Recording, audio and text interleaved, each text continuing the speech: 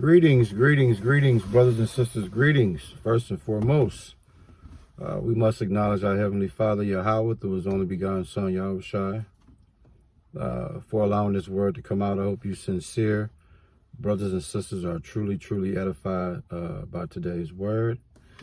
And what I want to speak about today, man, is choices that we make, decisions, choices that we make, moves that we make, okay? And what you find out, man, if you live long enough, you realize that when we make certain choices, we have to live with those choices.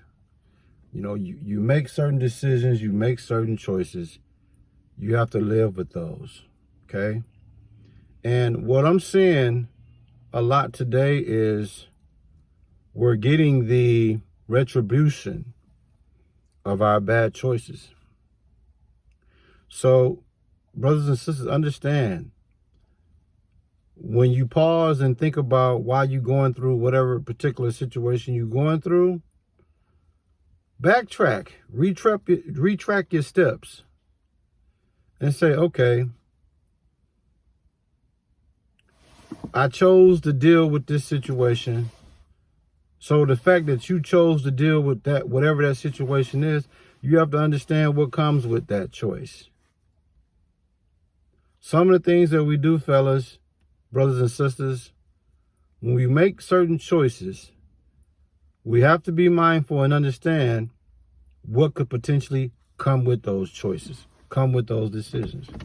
We can't make certain decisions and then cry foul when you're reaping the retribution of that decision. Let me give you an example, okay? Let's say you're an adult and you start dating someone that's considered a younger brother to you age. Let's say if you're 30 years old, if you're a woman and you're 30 years old, right? And you start dating a guy that's 22 years old. More than likely, that 22-year-old young man still has some growing up to do. Okay? He haven't lived long enough to have experiences to come to the realization that, okay, I can't play house no more. I got to get my own place and learn responsibilities and learn what it's like to manage bills and things like that.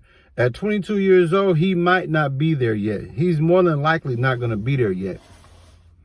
Okay, at 22 years old, if he's still staying at home with his mother, then he hasn't learned what consistency of having a job is and having a checking account and, understanding what savings is, checkings and savings is. He might not be quite there yet, right? So you have to keep in mind when you're a 30-year-old woman, a 22-year-old young man probably ain't going to be able to help you other than the intimacy. He's not going to be able to really help you when it comes to being financially stable and being able to help you, okay, build things. Not all 22-year-olds, but most of them are not going to be in a position to help you. You have to understand that and know that. On top of that, he's young, okay? He's younger than you. So, secondly, if you decide to have a child or you decide to have children with this younger guy and you find yourself struggling with this guy, well, you should have thought about what you were doing before you made that decision. You should have thought about it. That was number one. You should have thought about it. Number two, that's what comes with it. If you with a young man, his age alone, his experience alone is going to tell you he ain't somebody you can probably build things with. He got to grow up some. So if you get with somebody that's not really ready to take care of you and you find yourself struggling with this dude, it's a no-brainer, man. And I'm just using that. My point in the 30 years old versus the 22-year-old, my point in that is simply this.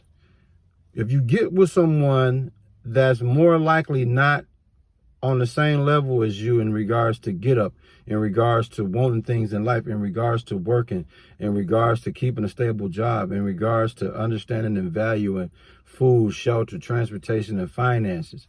If you got somebody that's still at home, that have no responsibilities, and you meet that person, and you take that person in thinking that you can change them and help him or her get to a level you need them to be, that's a big chance you taking, because more than likely you're gonna be disappointed.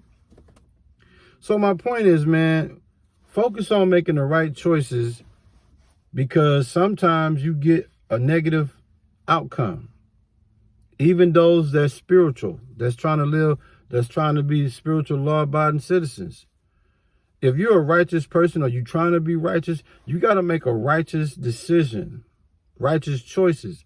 If not, your sinful choices, the results of those going to end up being negative outcomes for you, man. So understand, in Galatians 6 and 7, man, it tells you don't be misled. You can't mock the justice of the Lord. No way. You will always harvest what you plant. Yeah, reap what you sow, man. So if you're a young man and you get with a young girl, you're going to get young girl results. If you're a young woman and you with a boy, when I say a boy, we're talking about somebody that's an adult, but he's still young in the mind. He's still young in experiences. He's inexperienced. If you get with an individual like that, you can't be upset if you realize he can't help you other than the bedroom. You can't be upset with him. You can't be upset with the decision you made, because that's what comes with that. If you dating somebody that's a drug dealer, a guy that's in the streets, okay, you know what come with that. Robbery, murder, home invasions, police, prisons, all that comes with that. So if you with somebody and you living in a nice area and you start dealing with this drug dealer type dude and you getting your doors kicked in by the police, you getting your house raided, you can't be upset about that. That's the choice you made. So you understood what came with that. So it's the choices, brothers. Make sure you make right choices, man. Whether it's the people you deal with, whether it's the people you let in your life, whether it's a particular job, whatever it is. Understand, certain decisions that you make, you have to live with the outcome of those decisions, man. Romans 6 and 23 tell you, for the wages of sin is death, man. So certain sinful natures that you do will end result in death. Yeah. So I'm going to name this word. Please, I encourage you to make righteous choices. Okay? Because sinful choices could result in negative outcomes. The title is going to be something along those lines, man. That's why I always tell you, sincere brothers and sisters, think through the consequences. Think about the choices that you make, the decisions that you make. Because a lot of these decisions and choices you make, you got to stand on it. Yeah, you got to stand on it, man. If you make the choice to walk through that door, you got to be willing to deal with what's on the other side of that door when you close it. And that's real talk, man. That's all I got for you, sincere brothers and sisters. We must acknowledge our Heavenly Father, Yahweh, through His only begotten Son, Yahweh Shai, for allowing this word to come out. I hope you, sincere brothers and sisters, truly, truly were edified by this word. And hey, listen, man, stay prayed up and just always be conscious of the decisions. Always be conscious of the choices that we make, whether it's the company we keep, whether it's a career, whether it's a car, whether it's a purchase, whatever it is, where you make a decision to move forward on something, then you have to be willing to deal with what comes with that decision, man. I've had to learn that. There's certain decisions that I've made, and now when I look at it, it's like, man, I don't think that was the best decision. But guess what?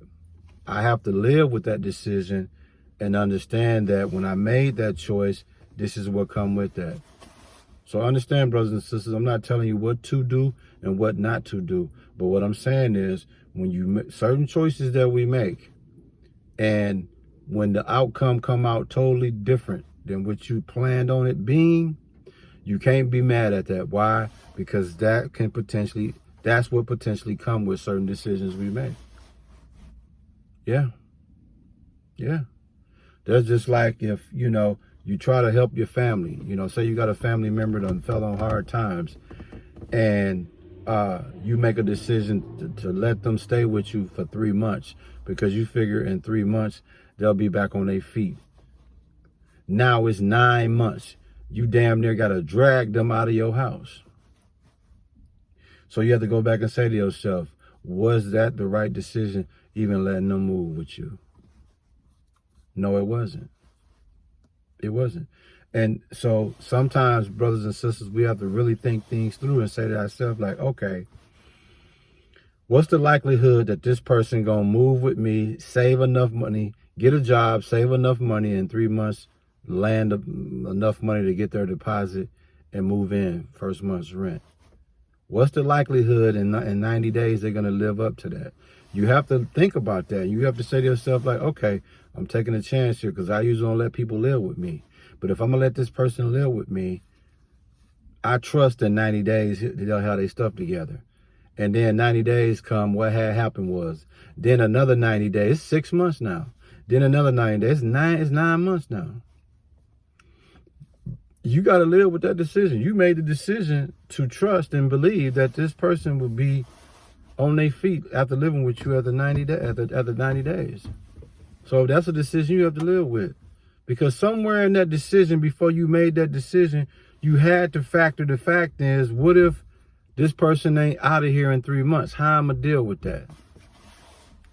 So sometimes if we think things through, it'll help us make the right choice.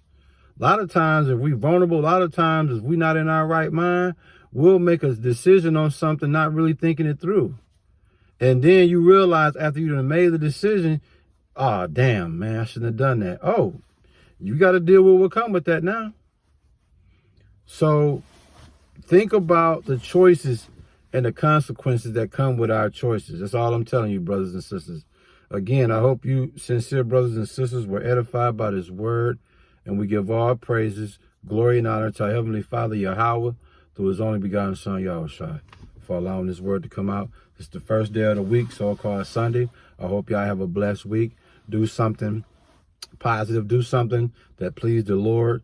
Bless somebody you ain't blessed in a while. Call somebody you ain't talked to in a while and tell them you love them. Word.